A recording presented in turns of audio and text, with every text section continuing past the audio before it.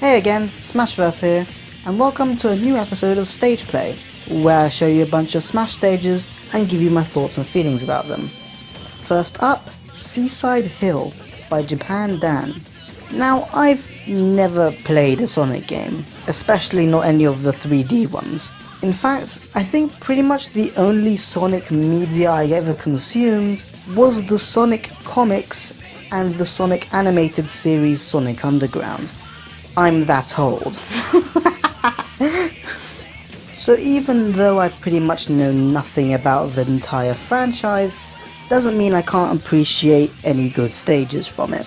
And this stage I especially like because it definitely gets the feel of a beach right. And the orca as well, I just have to say, is really well done, even though you can hardly see it in game. So definitely keep up the good work. Acropolis by Alex Mania. This is an original stage by this creator. I think he decided to make some stages based around the different seasons, and this is just the winter variant. And I don't know what it is about this stage, but at least especially the foreground, it just feels very relaxed. It kind of reminds me of the snow area from Undertale. I think it was called Snowdin or something like that. However, the background is obviously of some sort of bustling city. So yeah, not much to say about this stage, other than, like the previous stage, it makes sure it gets its atmosphere right, which is something I especially enjoy. Rainbow Road SNES by Zero Otter. Now, the original Rainbow Road has pretty much become a staple of Mario Kart, with it being brought back in I think at least 4 different games, excluding obviously the game it was originally in. So it's pretty safe to say that if you played a Mario Kart game, you've probably played this stage as well. If I had to be really nitpicky about this stage, I would probably say that the top platform is just better off not being there. I just think having 4 platforms in such a layout would make it kind of awkward. However, besides that, this is a great stage you should definitely check out if you love playing Mario Kart. Frozen Tundra by Classic Dan. This stage is based off an area in Pikmin 3. Now, I've only played the first 2 Pikmin games, however with the recent announcement of the 3rd game being ported to the Switch, I might have to end up getting that. Probably not exactly when it comes out, maybe slightly afterwards, but there's a 90% chance I'm going to be getting it. The stage is simple, the layout is nice, and the swiveling snitch bug in the background is a constant reminder of how bad I am at Pikmin, because god those things were annoying to deal with in Pikmin 2. Time Rift by Palmfire. This stage is based off the game A Hat in Time, which is widely credited to be one of the games that brought back 3D platformers, after it just kind of disappeared in the mid-2000s. Now, I've never played the game, but I had heard some amazing things about it. One thing different about this stage compared to what we usually do is this is a transforming stage, which is something you definitely don't see a lot of in Stage Builder. Basically, about 1.5 minutes in, 2 platforms would come out from the side, giving you now 3 platforms to stand on. And about 1.5 minutes after that, another 2 platforms come down from the top, making the top platform much longer. Although this stage is visually and technically impressive, the main problem I have with this stage is that the platforms that arrive are kind of too close to each other. I don't know if that's anything got to do with the weight limit or something like that, but I think if the first set of platforms stopped before they reached the main stage, then when the second set arrives, the stage will be slightly more tolerable to play on. And who knows, it could be a fun stage hazard. Lost Woods by Claire. Now, I've seen a lot of Lost Woods stages around, however this one pretty much takes the ticket. On this stage you have a center platform and another 2 platforms on the side, taking turns falling down and disappearing, which is something that you have to remember and keep your guard up about. Which reminds me a lot about the Lost Woods in Ocarina of Time, because if you didn't know the secret of getting around, you pretty much had no idea where you're going and where you're going to end up next. I never really found any stages with disappearing platforms that were as fun as this one, so I just wanted to make sure that you know about it too. Temple Build Site by James McD.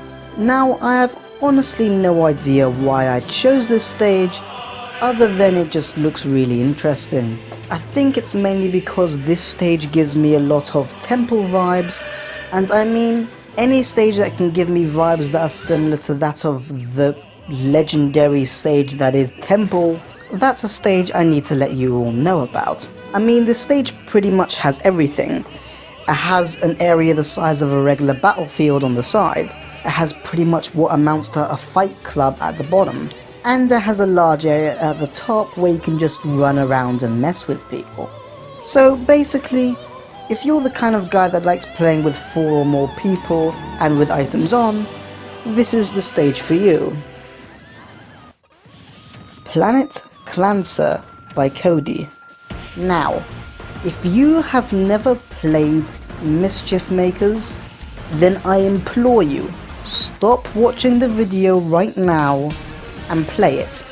However, chances are you probably can't, as this game was only released on the Nintendo 64.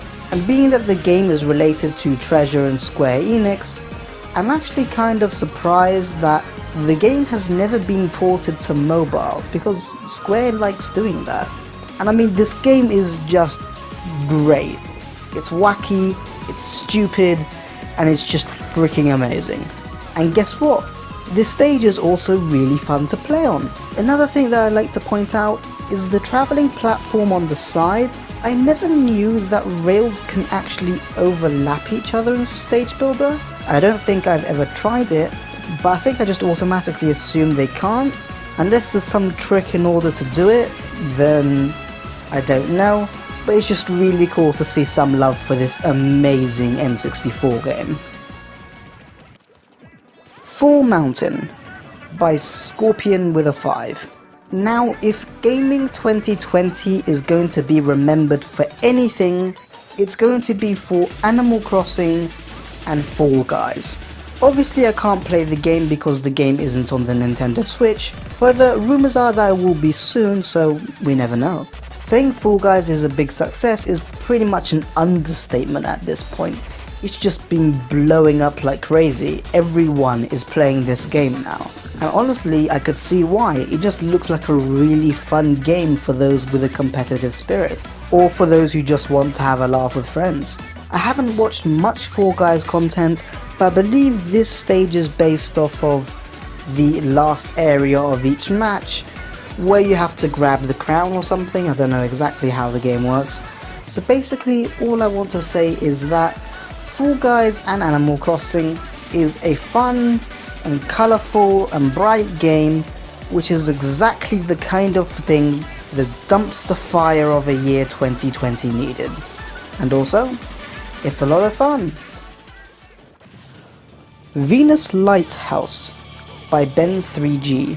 I honestly just think it's time already to get something new from Golden Sun. I mean, it's just been so long already. I mean, from what I've played of the series, it was really enjoyable, and I don't see why they just don't do anything with it. I don't know if the creator based this stage off of the Smash Flash 2 version of this stage, or from his own knowledge on Golden Sun. However, I'm just happy to see that there is at least some love for this franchise out there, even if none of it is coming from the creators of the franchise themselves. Anyway, that's it for this video. If you enjoyed the video, you can leave a like, subscribe if you're new, and all that other fun stuff. Anyway, that's it for me for now, and until next time, see ya.